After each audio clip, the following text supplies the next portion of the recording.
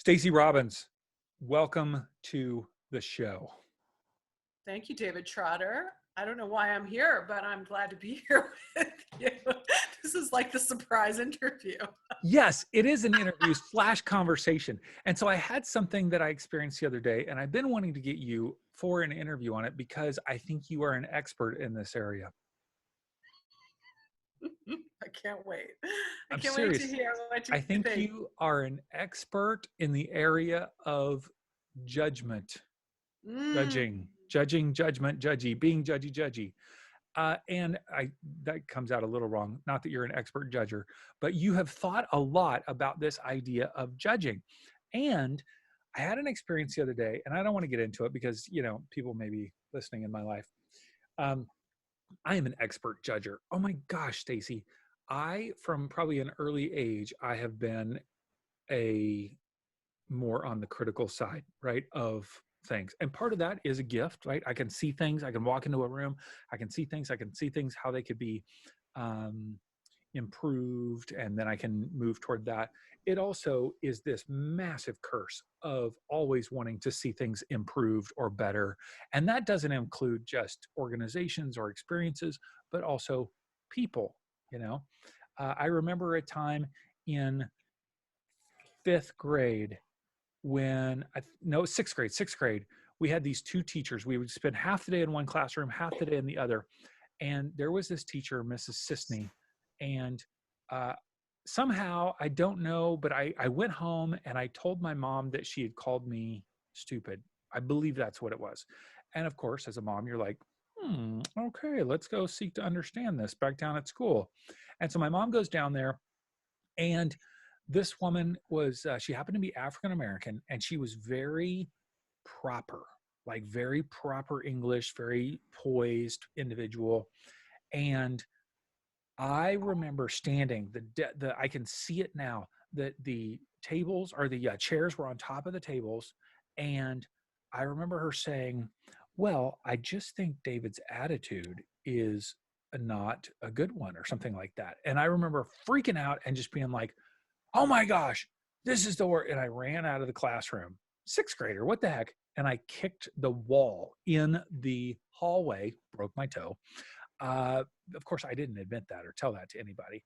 And I ran out in the hallway, and I'm like, she's so stupid, right? And somehow, as a sixth grader, I thought I, had a better way of teaching the class than a professional teacher, like you do. And I remember that experience going, even as a kid, I'm wanting to tell adults what I think should be the better way to do things. Stacey, what the heck? Come on. And so anyway, I have these experiences in my life where I feel like you could call it judgmental, you can call it critical, whatever. I've worked on it for years. But I want to talk about why we are judgy, why we are critical, how we can become less judgy, less critical, what are the ramifications of being judgy in our life, and how we can maybe move forward. I can't be the only one here that's critical or judgmental of others. I see it all day on social media, right? We think we're experts on everything. Talk to me. What do you think about this whole idea of being judgy? Why are we judgy? Oh my gosh. Well, what a great topic. I didn't really know where we were going to go with any of this. So, need a minute. But we're just chatting on the phone. It's like I'm sitting in my truck and we're just talking. I know. We do that so well, David. So when I think of, like, you share your childhood story about, being in that situation and being good at judgment and then also having it not work for you. Like, I guess one of the things that comes to me is, when I think back to myself as a child, I'm thinking, I was really good at forgiving. I was really good at discerning and knowing certain things. But I don't know that there was the presence of judgment in the sense of right, wrong, worthy, unworthy attached to it. In the same way that when my kids figured out that I was fat, they knew I was fat, and there was the presence of love. So that's like, is that called judgment? Is that discernment? Is that just having information? Like, does judgment automatically include like making someone right and someone wrong? Does it automatically include Okay. shame? Like, So you what can what have is the definition? information. So you can Mhm. have information on a situation and yet not move toward saying it's right or wrong, good or bad. Yeah, I think that you can. I mean, when I think of, you and I both came from religious backgrounds. And so there's this context of like, okay, well, what is judgment? Well, if I walk up to an apple tree and a fig is growing out of it, I judge that that fruit doesn't normally grow from that tree. That can be an assessment. Judgment can be an assessment, right? And then, but it also can be an indictment. When you think of a judge and a jury, there's usually some form of punishment associated. So what makes it different between information and something that has punishment? For me, it's the presence of fear. When there's a presence of fear, I'm going to need to define something as right or wrong, because when I'm afraid, I want to feel safe.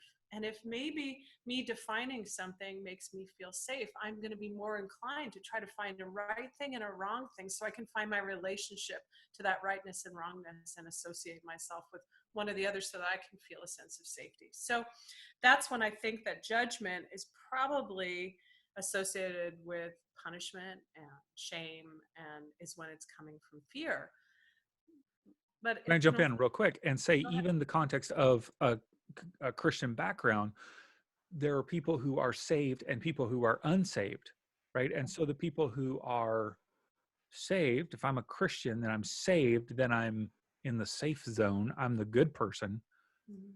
It's so crazy. I was just talking to my wife the other day, having kind of morphed our beliefs on this, and said, how much of Christianity sees those who are not Christians as outsiders? They are out. They are like, they're somebody to work on, or like they need help, right? They need being saved.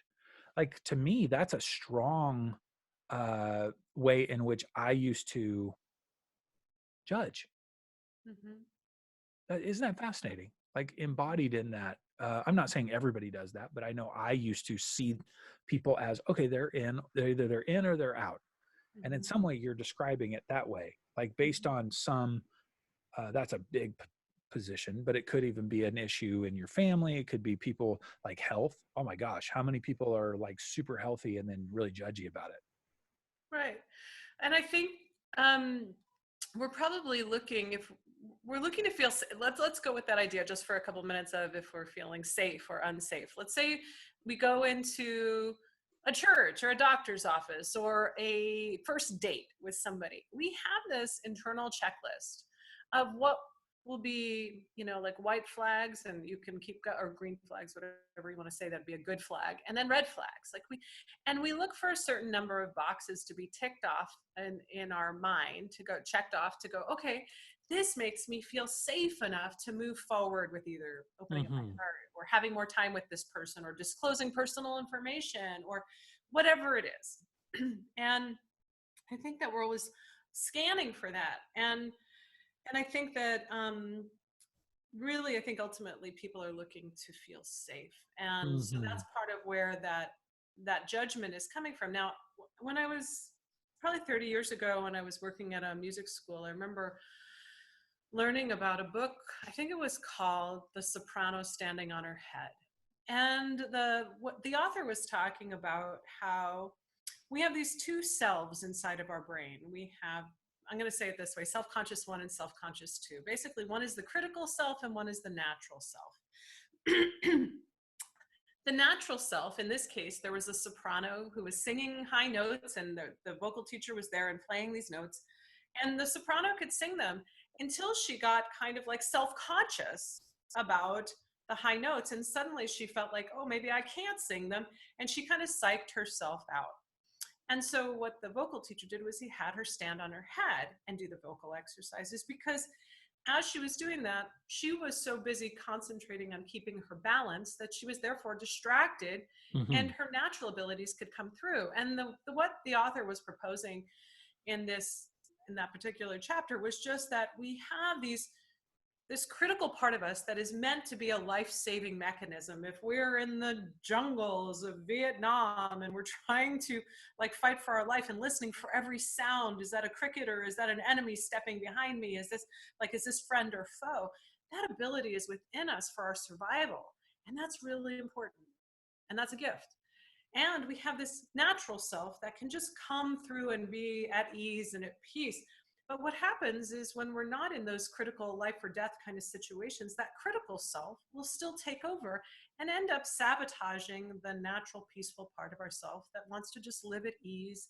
And so the concept of the premise of the author was proposing was like, hey, if you give that critical part of you that's sabotaging you something to do, for example, like the soprano standing on her head, she's so busy keeping her balance that she's not undermining her natural abilities. And so he gave another example about a tennis student. Like there was a coach and the student was acing hit after hit, like just one ace after another. And then he acknowledged her and gave her praise. And then he said, okay, now do it again. And in her effort to try to do it again, to perform for him, she couldn't hit any for like 100 at a time. And he was like, okay, how about trying this? As soon as you address the ball, as soon as you throw the ball up and you address the ball, as it's coming down, watch for the seam hitting the racket. And he gave that critical survivalist part of her that was sabotaging her natural abilities a job to do. And then she was able to ace again. So I'm going to just pause there and throw that back to you since this is a conversation. Like, what do you think about that in the context of what we're talking about? Okay, so a lot of the judgment is in the context of relationships, Okay. judging a family member, being critical of a family member, being critical of a coworker. So if I have a natural ability to see things, right? See things that make assessments. I think that the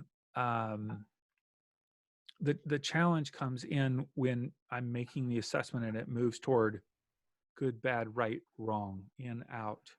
Like that's where the challenge comes for me, versus allowing someone to just be and having the presence to go, I can stay in this flow state. And that whatever their opinion, their behavior or something, I can set a boundary if I need to, but this is not impacting, like it doesn't need to impact me. The fear doesn't need to be like come up within me. I can just allow them to be, celebrate their uniqueness. That's what's really hard. So like I would, if I knew a particular situation, like if we manufactured some hypothetical situation, and you can do that and that's fine, and we can address it that way.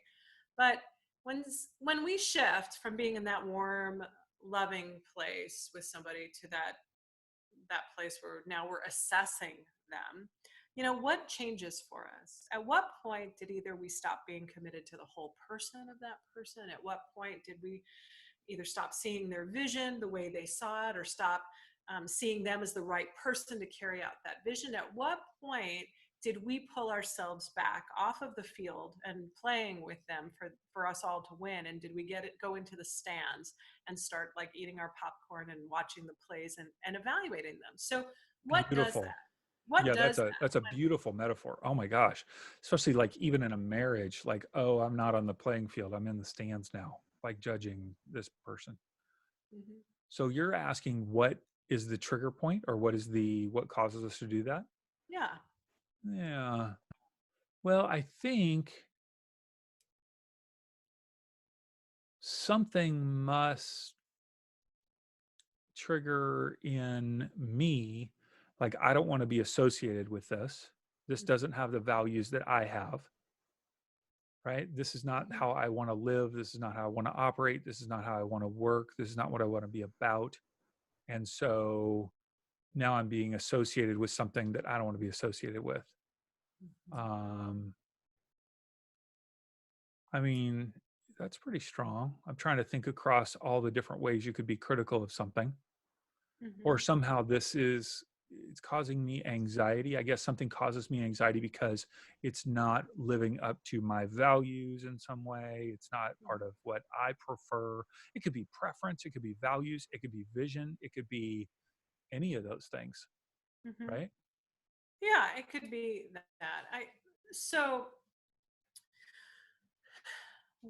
one of the things that can trip us up is if we stop being committed to that person, and if we stop choosing that person as they are, who they are, where they are, we can remove ourselves. And again, it's a self-protection mechanism. It's like I'm trying to get away from what I see as like an explosion about to happen, or What does that mean, reputation. choosing them in their whole selves, or however you said that? Well, we do that with our children without, our children do goofy things that affect us all the time. They affect our reputation when we're in a store and they're, pulling our clothing off and everybody can see our ass or everybody can see our cleavage or whatever. And we're less concerned about that. And we're more concerned about the child. You know what I mean? We're less concerned about our reputation, and we're not thinking we're going to divorce our child. We're thinking they're in a place, just in a stage, and they're having a moment. And I'm committed to being with them in the moment more than I am committed to looking good or preserving myself. I'm more committed to them being okay in the moment.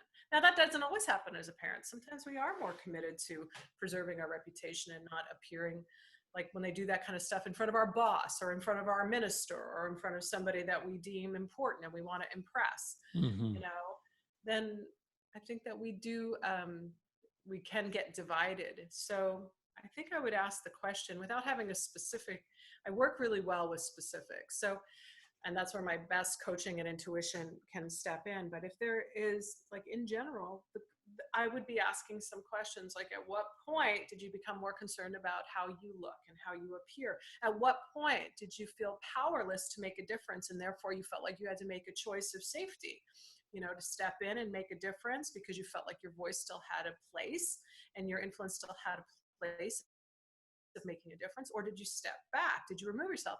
And with removing yourself, did you attach any kind of judgment, like that person is right or wrong?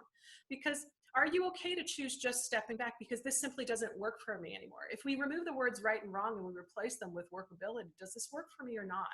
Then what happens is we can neutralize someone else's behavior, come out of judging them and into judging the situation. And that Mm. becomes very different. So we can maintain a connection to people while we don't have to maintain a connection to the actions or to the thing we're doing with them. So let's say I'm in a business relationship with somebody and they are doing something with the finances that I don't agree with.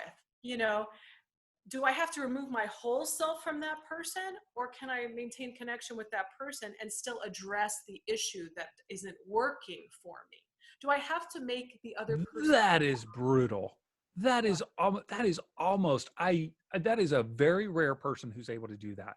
What you just said, to be able to address the situation and still be for that person, because it seems like we move toward demonization of that person, whether it's a spouse or a coworker or a friend, or maybe it's just me who does that. I don't know. No, so many of us do that. I do that. I think that what happens is when we don't feel safe. I know this is like big, heavy stuff, but I'm just going to say it this way and we'll let the chips fall where they may. When we don't feel safe, we stop being in relationship with people and we start being in relationship to people. And when we're in relationship to people, we've removed ourselves and we're like judging them. And so when we're in a relationship with someone, we're like committed, we're with them, we choose them, the whole person of them, and we work with them through a situation. But when we're in a relationship to someone, it's like I've removed myself. Now I'm pointing a finger at you. I've crossed my arms. I'm assessing you. You need to prove yourself to me. I have some invisible line of death you just crossed. It was inside of myself, inside of my preference, my safety, They have no clue. They have no idea that they've crossed the invisible line of death. And you're the only one who knows the secret of how they can get back into your good graces. That's the kind of judgment that doesn't work for humanity, because it doesn't include honest communication. It doesn't include risking trusting someone else. It doesn't include owning your own choice. You can actually walk away from a situation without exploding it. You can walk away from a situation without making someone wrong. It can just be simply, you know what, I walked away from a family relationship where I deeply loved this person, and not but, because I live in the and, not the but, is I love that person and they were really being unsafe. Mm-hmm. And the truth was, and I was in my 20s at this point, what I said was, I stepped back and I want to look at me first, because very often when we're judging someone else, it's really that it's often that we've got that same issue inside of us that's unreconciled, and it shows up in somebody else. And so that's why marriage is so interesting, because it's a provocative relationship. It provokes us and it pokes us. It's not that we're issueless when we're single. It's that when we get into a marriage or any kind of committed relationship, you're now having someone close enough to push those buttons that exist within you. And And so kids make it even worse. they can make it harder, right? Oh yeah. Okay. Harder. Sorry. No, it's true. There I go. Judging Harder kids feels of all worse. humanity.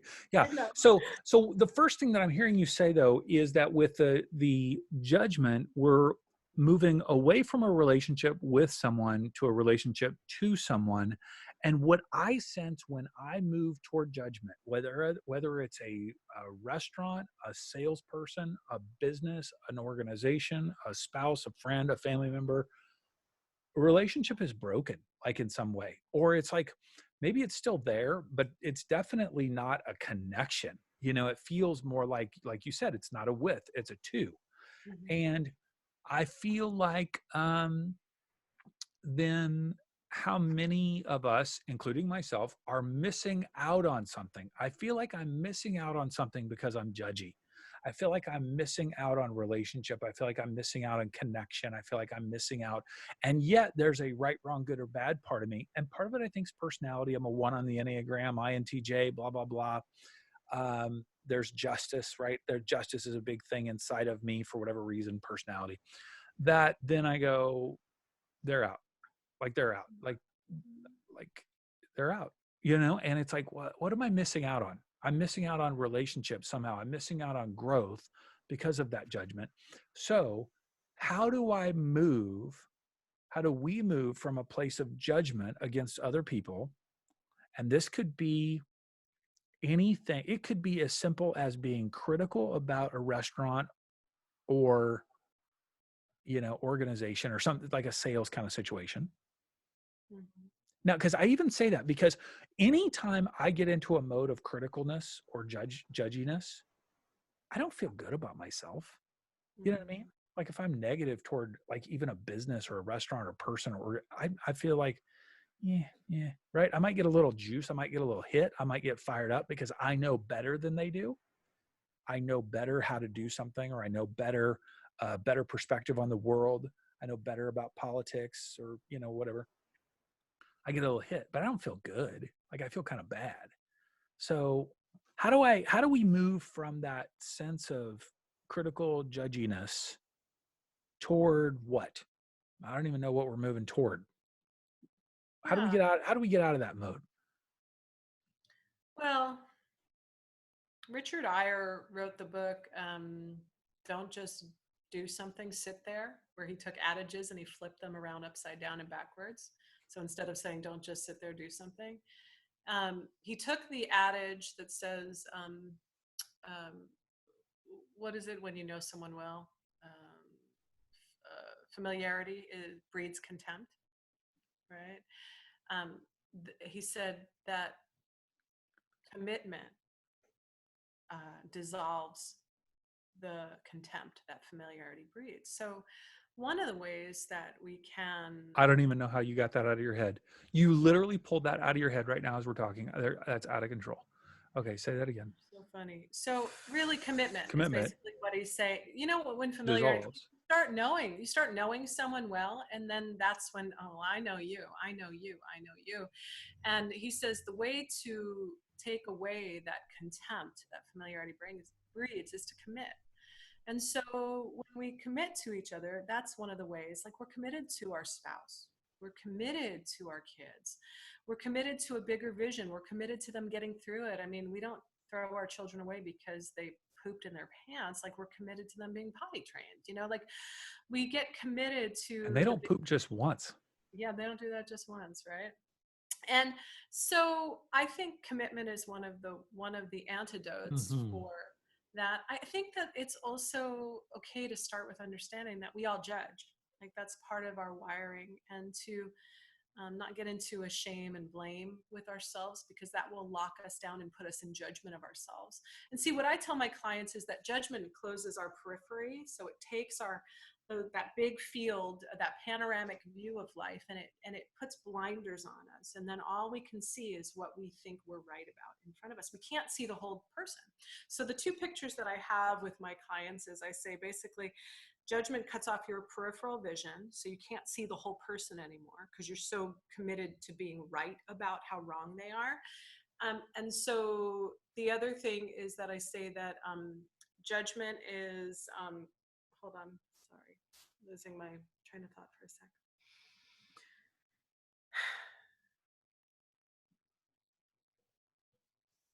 I lost it. I'm so No worries. sorry. No worries. Anyway, Judgment cuts out our peripheral vision and it doesn't allow us to see the whole person. Oh, and the other is that judgment is basically when we're in relationship to an idea, a label of someone. And so basically it's like we've labeled someone as right or wrong, good or bad. Oh, that person's always cranky, or that person always complains, or that person always does the right thing, or their house is always cleaner. They're always a mess. They got the water bottles falling out of the car. You know, they're a hot mess. Like we label people all the time. And the reason we do that, I see, is the reason we do that is because it's much easier to be in a relationship with a file folder. One-dimensional person. Somebody else. So every time that person comes to mind, we're not actually, and every time that person stands in front of us, we're not in a fluid, trusting, vibrant relationship or conversation with them. We're in relationship with the idea we have about them in our head. And you know what that is? It feels easier. It feels safer. It feels cleaner. It feels less problematic. Whereas people in a dynamic relationship, they're going to take something and give something. You know what I mean? And so for those of us who go, I'm tired, I'm burnt out, my trust has been broken, I don't know if I can believe you. It's so much easier to be in a relationship with an idea in our head than it is to be in a relationship with a person. And so that's why you're likely feeling that I'm missing connection kind of feeling, is because you're missing all the joy that does also come with the fluid relationship. But what I was saying earlier, and I do want to just bring this point back, is that in my 20s, when I was in that relationship with someone who I did love, and I didn't know how to work with their unsafe parts, I was like, I had to admit to myself that maybe it's just that I'm not grown up enough. Maybe I'm not evolved enough to know. Maybe someone who knows more than I, or who's in a better place than I am, a healthier place, would know how to maintain this relationship with this person. What I'm saying is unsafe. Right. And so what I did was I went to that person. I said, I love you so much, and I know you love me. And I don't want to point a finger at either one of us, because I don't know that I have a clear enough understanding of what's going on. What I do know is that I'm not getting clearer by being in close proximity of our relationship. So because I don't know how to navigate this, and I don't want to make you wrong, because I'm not saying what you're doing is wrong, I'm saying I can't see clearly this close up. So I'm going to take a step back. And I just want you to know it's for the sake of having some time, having some space, and getting some clarity about what my part is. Because I can't call you to your part until I know what mine is, and I want to do that first. And that is the way that I separated myself from a relationship that seemed to have a lot of unhealth. And I didn't also want to blame them. I didn't need to make them wrong in order to leave. I needed to just know that I didn't have clarity. And that was enough. And I find that is more freeing for me to be that kind of honest. I have someone in my life right now who I do not trust. I do not trust her. And I am trying to figure out, how do I have a conversation about not trusting someone when I don't trust them? So how am I going to allow them to speak into the conversation with me as a peer, as an equal, when I don't feel trusting of her? If I don't Mhm. feel trusting of her, what could she say that would engender my trust, that would inspire my trust? And Mhm. I don't have an answer on that yet. And so Mhm. therefore, I'm seeking some wisdom outside of myself, in order to get clarity on that before I have a conversation with her, if I ever choose to have that Mhm. clarifying conversation. I'm wondering how many of us are disconnected from relationship, or just we're so tired from day-to-day work and the workplace relationships that we just uh, put people in boxes, like you're saying. You know what I mean? We judge them for being a certain way, and we miss out on the fullness of that relationship, because it does require effort. I see you in all of our conversations. I see you extending, seeing people at I'm like, psh, I would have written that person off so long ago. And you're like, no, no, no, no, I see the fullness of them. This is just a moment, they're learning, they're growing. I'm like, oh my goodness, you have so much capacity to do that for people. Like, that's part of your gift, I do believe. But I also, not only it's a gift, you work on it. Like, you actually are very conscious of creating uh, space for people to be able to morph and change and see them in a whole, whole perspective. Um, so I appreciate the conversation. I think that's one of the things in 2020 that I am going to work on. And I think that um, the people that I'm judging are not really they're not harmful, meaning, like, it's not a situation like you were dealing with in your 20s. Like, these are people that are just great people, and it's not one area of my life. There's lots of people that I judge in life, and I am just wanting to be honest about it and go, okay, great, how do I give this an opportunity for me to be more fluid, more open, more generous, more gracious, more getting rid of the blinders to see the holistic aspect of the person.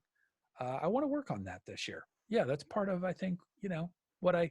It's a lifelong. That's a lifelong challenge for me, and I feel like I'm wanting to do more work on that.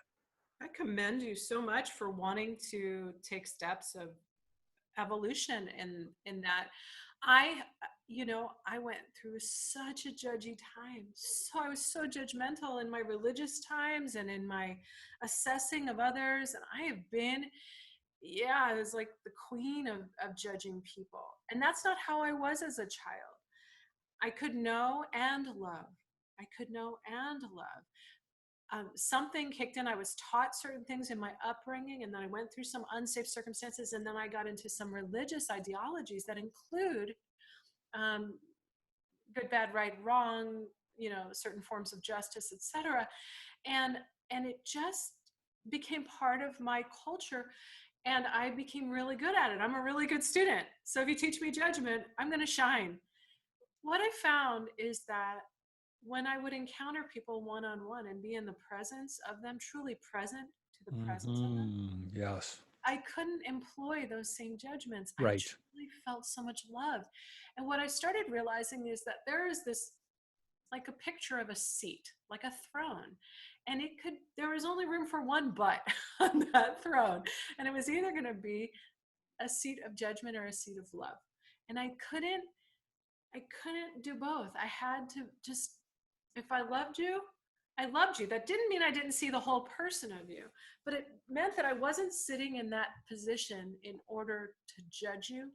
I stopped seeing people as broken, and then I stopped seeing myself as needing to fix them. You know that saying, if when you see everything, when you only have a hammer, you see everything as a nail. I stopped seeing everything as something needing to be fixed by me. I stopped um, living in the role of being a savior to people and or knowing more about them. I realized that was my way of keeping a distance and not having to open my heart. And I realized that the more I judged people, the less I was actually able to live in the legacy of love that I want to have in humanity. And so it just stopped working for me. And so Some of this I've learned through revelation. Like, oh, I had the aha moment that I can't love and judge people at the same time. And I also learned some of it by just working on it, just notice. Mm-hmm. I think one of the biggest remedies for healing judgment in us is to notice when we're doing it, and to Mm-hmm. just kind of have that higher voice, that higher view of ourselves, noticing when we're doing something. That when we notice it, like Eckhart Tolle says, when you hear two voices in your head, only one of them is true. Mm-hmm. When you have the part of you that can see that you're judging, that part of you that can see it is the Mm-hmm. best part of you, the highest Mm-hmm. part of you. The other part is that self-protective, egoic, human part of the experience. And other thing, last thing I want to say on this, before you jump back in, is, Dave, it works for us in humanity to judge others. That's why we're not often willing to step out of the judgment, is that it has a high level of workability. You've gotten through 40 plus years of your life with this. I got through X amount of decades in my life with it working, and it works until it doesn't. It works until we stop feeling peace or connection to people, and we start going, wow, that it matters more than I'm connected to my child. If my child came to me and said, I vote this way and it's different than you, I think this way about marijuana and it's different than you, I think this way about whatever, then it's different than you, I would hope that what my child feels around my table is that I love them more than I need to agree with them. And so that's really sort of my aim more with people. Like, as I've envisioned the last couple of years, it's that whoever sits at my table knows that they're loved more than anything else, you know. And Mm-hmm. it doesn't mean I won't judge. It just means that I have a higher aim than trying Mm-hmm. to figure them out or fix them.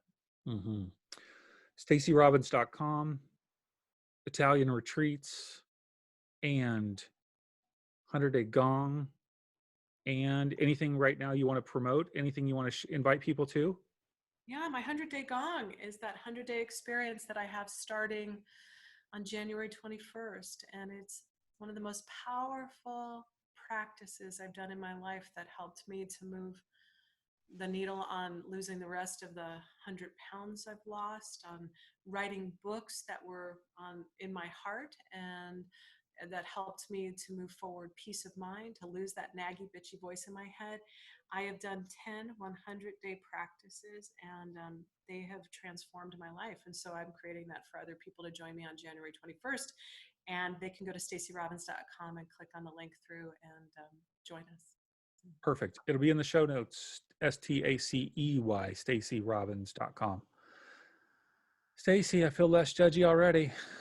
You're awesome, David.